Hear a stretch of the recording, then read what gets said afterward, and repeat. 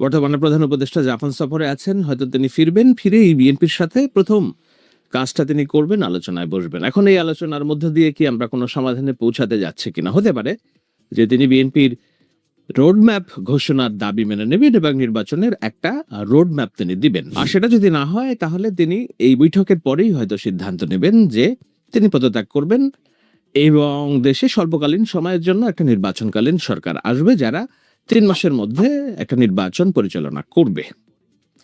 আমার হিসেবে ডক্টর ইউনূসের পদত্যাগ করা উচিত এবং নির্বাচনকালীন সরকারের অধীনে যত দ্রুত সম্ভব একটা পার্লামেন্টারি সিস্টেমে প্রবেশ করা উচিত বাংলাদেশকে। সেটা যদি না হয়, নিশ্চয়ই ওই আস্থার জায়গাটুকু এই 2রা জুনের বৈঠকে হয়তো নির্মিত হবে যে না, ডক্টর ইউনূস পদত্যাগ করবেন না, তিনি বরং দায়িত্বে থেকেই তার উপদেষ্টা পরিষদের মধ্য দিয়েই একটা নির্বাচনের রোডম্যাপ ঘোষণা করবেন।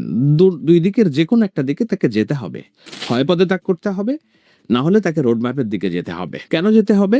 কারণ যত দ্রুত সম্ভব আমাদের বাংলাদেশকে সিস্টেমে প্রবেশ করাতে হবে, পার্লামেন্টারি সিস্টেমে প্রবেশ করাতে হবে। কেন আমি এই আলোচনা করছি? আগেকার দিনে আপনারা রাজা বাদশারা যারা ছিল, যারা ভূমি নিয়ন্ত্রণ করত, যারা নগর নিয়ন্ত্রণ করত, বহিঃশত্রু এবং অভ্যন্তরীণ শত্রু কিভাবে নিয়ন্ত্রণ করত, পুরাতন সিনেমা দেখলে একটু আপনাদের ধারণা হবে। যারা বিশাল বিশাল প্রাচীর নির্মাণ করত, যেমন চীনের যে প্রাচীর আপনারা দেখছেন, এই ধরনের প্রাচীর ইউরোপের বহুত নগর রাষ্ট্র ব্যবস্থাপনায় আছে। যেই নগর রাষ্ট্র প্রাচীর দিয়ে ঢেকে রাখা হইতো যেন বহিঃশত্রু আক্রমণ না করে, এবং এই প্রাচীরের বড় গেট থাকতো, প্রবেশদ্বার থাকতো। কেননা এই নগরে প্রবেশ করার জন্য আপনাকে অরক্ষিত যদি থাকে, নগর যদি অরক্ষিত থাকে, তাহলে বহিঃশত্রু ঢুকে পড়বে এবং এই নগর দখল করে নিবে।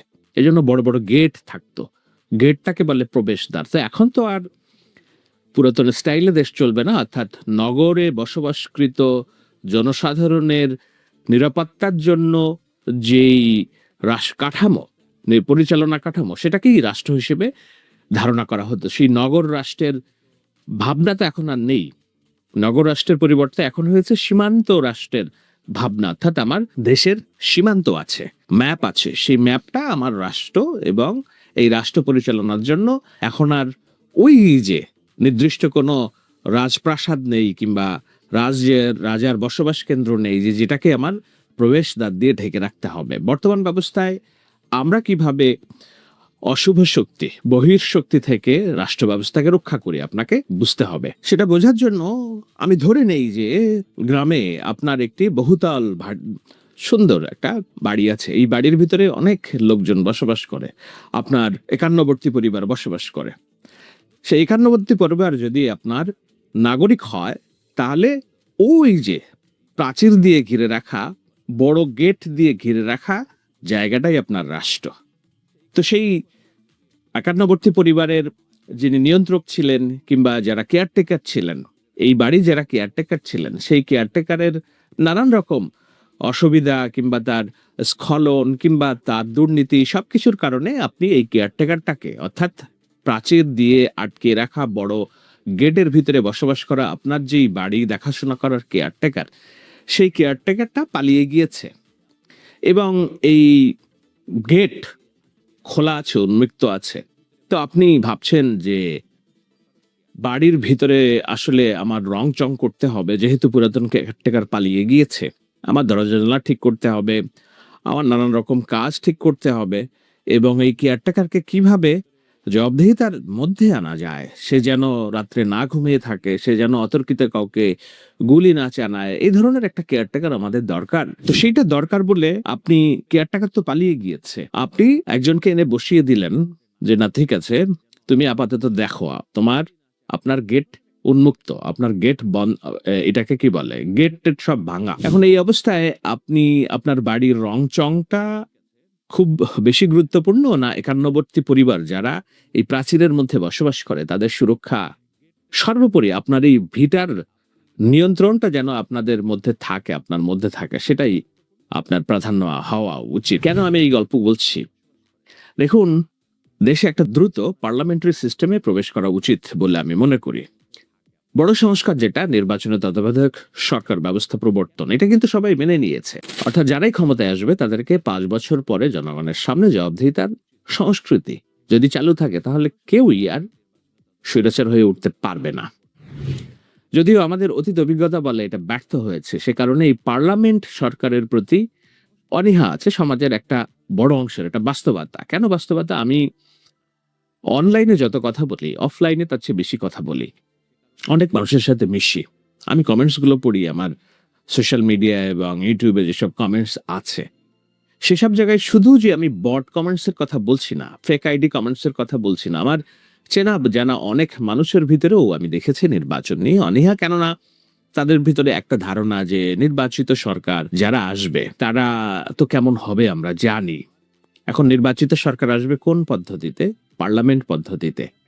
তো সেই কারণেই বলছি যে একটা বড় অংশের মানুষের অনীহা আছে, এটা বাস্তবতা মেনে নিতে হবে। কিন্তু এত প্রাণের বিনিময়ে যে এই স্বৈরশাসককে উৎখাত করা হলো, তারা কি কোনো শিক্ষাই নেবে না পরে যারা সরকার গঠন করবে তারা? এটা একটা অবিশ্বাস।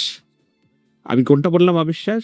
যে না, যারা আসবে ক্ষমতায় কিংবা পার্লামেন্ট পদ্ধতির যে সরকার, সেই পদ্ধতির সরকারের সরকার ব্যবস্থা কেমন হবে সেটা সম্পর্কে যে একটা অনীহা, অবিশ্বাস, এটা ভয়ঙ্কর। এই অবিশ্বাসটাই আমাদেরকে আটকে রেখেছে।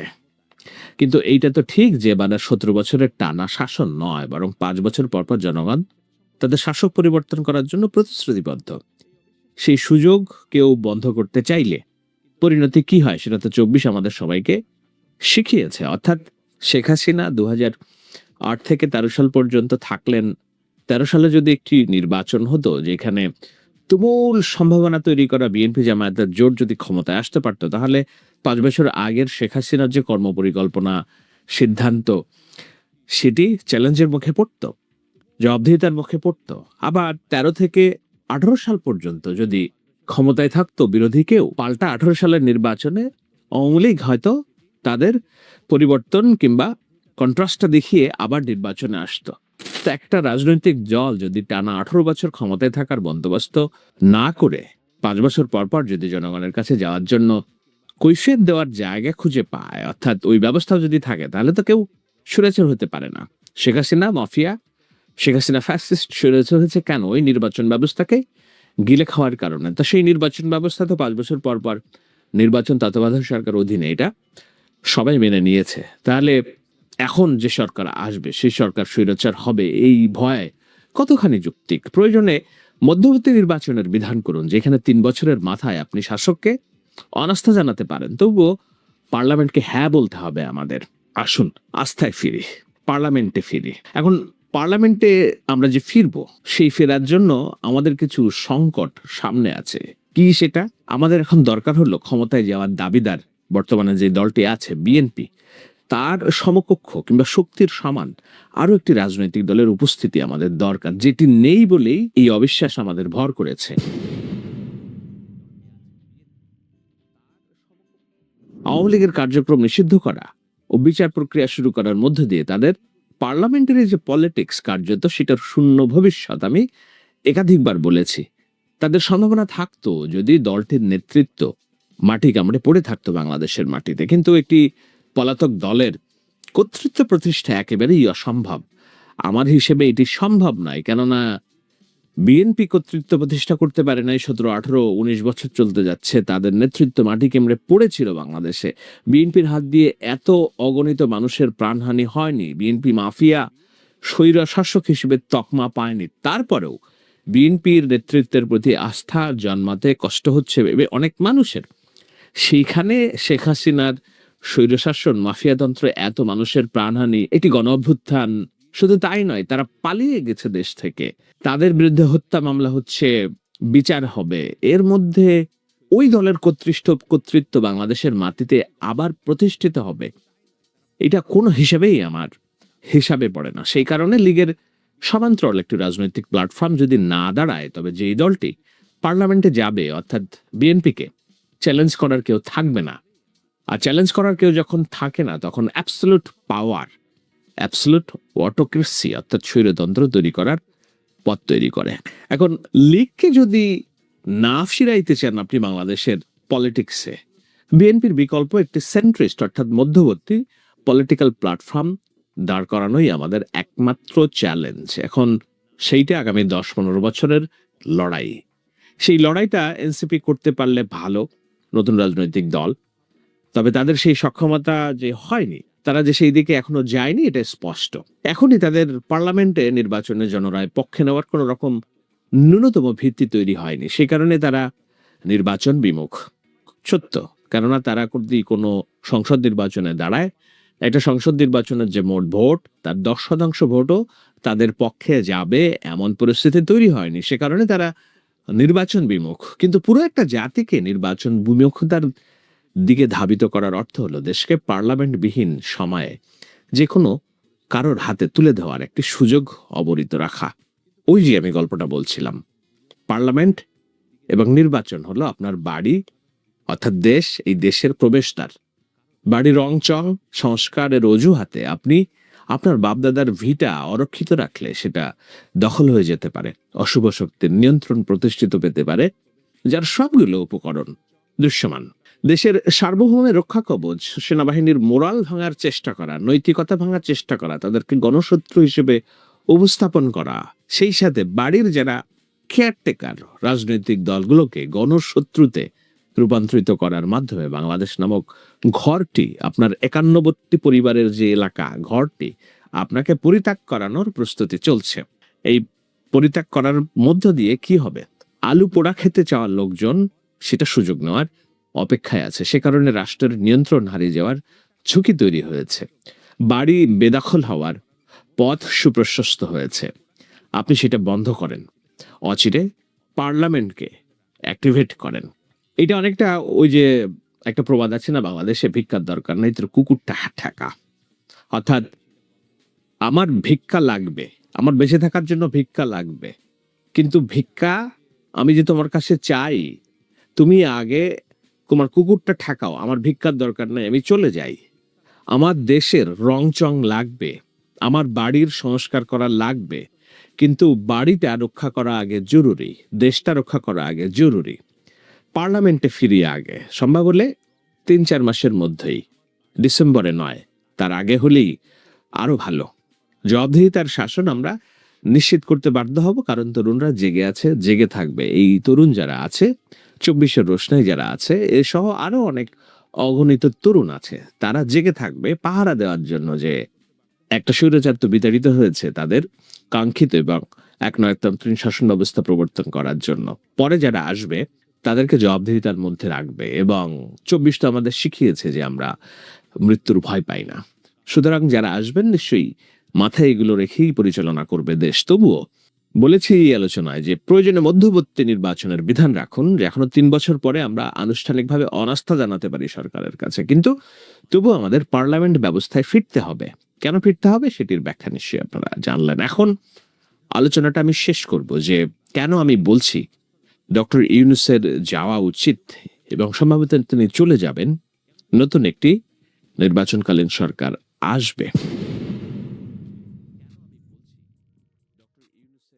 ডক্টর ইউনূস উপদেষ্টা পরিষদের বৈঠকে যেদিন প্রথমে চলে যাওয়ার বার্তাকে দিলেন উপদেষ্টা পরিষদে, সেদিন যে সংবাদ পত্রপত্রিকায় এসেছে সেটা কিন্তু উপদেষ্টা পরিষদ কিংবা প্রধান উপদেষ্টার কার্যালয় প্রেস সেকশন থেকে এটি খণ্ডন করা হয়নি। সেই পত্রিকার সংবাদ অনেকখানি এমন ছিল যে আমি যদি না বুঝি যে আমার হাত দিয়ে একটি ইতিহাসের সেরা নির্বাচন হচ্ছে, ততক্ষণ পর্যন্ত আমি অপেক্ষা করব। ইতিহাসের সেরা নির্বাচন আমার হাত দিয়ে যেন হয় সেটি আমি চেষ্টা করব, সেটাই আমার লক্ষ্য। তো বর্তমান অবস্থায় নির্বাচন হলে এই নির্বাচনে সেনাবাহিনী, আইন শৃঙ্খলা বাহিনী, প্রশাসন, জনসাধারণ, গণমাধ্যম কেউই তো এক পক্ষের বাইরে বলছে না। সত্য, একদম সত্য। আপনারা দেখবেন যে হঠাৎ করে কয়েক সপ্তাহের মধ্যে সব অ্যালাইন্ড হয়ে গিয়েছে, রাষ্ট্রের স্টাবলিশমেন্ট সব অ্যালাইন্ড হয়ে গেছে। যখন তারা বুঝেছে সেনাবাহিনী নির্বাচনের পক্ষে, যখন তারা বুঝেছে বিএনপি নির্বাচনের পক্ষে, সবচেয়ে বড় রাজনৈতিক শক্তি, এবং বিএনপির সাথে থাকা অপরাপর 54টা দল, গণমাধ্যম তখন অ্যালাইন্ড হয়ে গেছে, সমাজের বিশাল স্তর অ্যালাইন্ড হয়ে গেছে। ডক্টর ইউনূস পদত্যাগের বার্তা তার অনুগত ছাত্রদের দিয়ে দেওয়ার পরে তিনি হয়তো অপেক্ষা করেছিলেন যে দেশে একটি বিরাট রকম গণজাগরণ তৈরি হবে। সেই জায়গা থেকে আজকের দিন পর্যন্ত 8 থেকে 10 দিন পেরিয়ে যাওয়ার মতো উপক্রম হচ্ছে। ডক্টর ইউনূস এবং তার পক্ষে কোনো ধরনের উচ্চবাচ্য সমাজে আমরা দেখছি না। তাকে রাখার জন্য খুব বেশি আন্দোলন কিংবা খুব মানুষ যে একত্রিত হচ্ছে না, সামাজিক যোগাযোগ মাধ্যমে একটু হাই হুতাশ আছে, কিন্তু সেটা কোনো হাইপ না। সবচেয়ে বড় কথা হচ্ছে জুলাইয়ে যেই পক্ষগুলো এক ছিল, ইন্টেলেকচুয়াল সমাজ, গণমাধ্যম, সমাজের উচ্চ স্তরের, মধ্যস্তরের সেলিব্রিটিরা সবাই মোটামুটি এই মর্মে হতাশ যে 10 মাসে ডক্টর ইউনূস এমন কোনো সিঙ্গেল কাজ দেখাতে পারেননি যেটা আমরা সংস্কার হিসেবে গণ্য করতে পারবো। সংস্কার তো আর এমন না যে বইয়ের মলাট, যে এই বইয়ের মলাটের মধ্যে সব সংস্কার দিয়ে দিলাম, তোমার হাতে দেশ দিয়ে দিলাম, তুমি কালকে থেকে দেশ পরিচালনা করবা, বইয়ের মলাটে যেটা আছে লেখা আছে ওই অনুযায়ী করবা। না, এভাবে হয় না। সংস্কার একটা চলমান প্রক্রিয়া, অর্থাৎ ট্রায়াল অ্যান্ড রানের মধ্য দিয়ে এইটার নানান রকম খুঁটিনাটি সমস্যা ধরা পড়ে এবং সেই অনুযায়ী কাজ করতে হয়। তো doctor Yunus trial and run কি তার নিজের কর্ম পরিচালনা এই 10 মাসে ব্যবহার করেছেন কিনা? করেননি। সে কারণে সংস্কার বলতে তিনি যেটা বুঝিয়ে রেখেছেন, বুঝাচ্ছেন, এটি একটু ধোঁয়াশাপূর্ণ। যেটা নুরুল কবির বলেছেন এক আলোচনায়, যে এই সরকারের একটা মন্ত্রীও জানে না যে তারা কি সংস্কার চায়। খোদ ডক্টর ইউনূস তো নিজে তার মাথা থেকে রাষ্ট্র কিভাবে চলবে সেটার বার্তা তিনি দেননি। তিনি কয়েকজন লোকজনকে হায়ার করেছেন এবং তাদের এই বয়স্ক মাথা থেকে যেগুলো বেরোচ্ছে ওগুলো চাপিয়ে দেওয়ার চেষ্টা করছেন। তো সে কারণে ডক্টর ইউনূসের এই যে সংস্কারের প্রতি মানুষের যে জেনারেশনাল যে এক্সপেকটেশন, চাওয়া, সেটা দোষের না, কিন্তু সেই দোষ চাওয়ার নাম করে যেই কর্মপরিকল্পনা এবং যে স্টাইলে তিনি দেশ পরিচালনা করছেন সেটা সংস্কার বলে না। সেই কারণে তার পক্ষেও গণজোয়ার তৈরি হয়নি, কিন্তু তার প্রতি ভালোবাসা আছে মানুষের। মানুষ চায় তিনি রাষ্ট্র পরিচালনা করেন। কিন্তু আমি কেন বলছি যে তার চলে যাওয়া উচিত? তিনি কয়েকজন লোকজনকে হায়ার করেছেন এবং তাদের এই বয়স্ক মাথা থেকে যেগুলো বেরোচ্ছে ওগুলো চাপিয়ে দেওয়ার চেষ্টা করছেন। তো সে কারণে ডক্টর ইউনূসের এই যে সংস্কারের প্রতি মানুষের যে জেনারেশনাল যে এক্সপেকটেশন, চাওয়া, সেটা দোষের না, কিন্তু সেই দোষ চাওয়ার নাম করে যেই কর্মপরিকল্পনা এবং যে স্টাইলে তিনি দেশ পরিচালনা করছেন সেটা সংস্কার বলে না। সেই কারণে তার পক্ষেও গণজোয়ার তৈরি হয়নি, কিন্তু তার প্রতি ভালোবাসা আছে মানুষের। মানুষ চায় তিনি রাষ্ট্র পরিচালনা করেন। কিন্তু আমি কেন বলছি যে তার চলে যাওয়া উচিত? কারণ এই বার্তাটা তিনি নিজেই দিয়েছেন এবং এই দেওয়ার মধ্য দিয়ে তিনি তার পদের নিরপেক্ষতা হারিয়েছেন। সেটা হলো উপদেষ্টা পরিষদের বৈঠকে দেওয়া বক্তব্যে তার যে ভাবখানা এমন যে আমার হাত দিয়ে অভ্যুত্থানের পরবর্তী একটি নির্বাচনে একপাক্ষিক কেউ নির্বাচিত হয়ে যাক, সেটি আমি চাই না।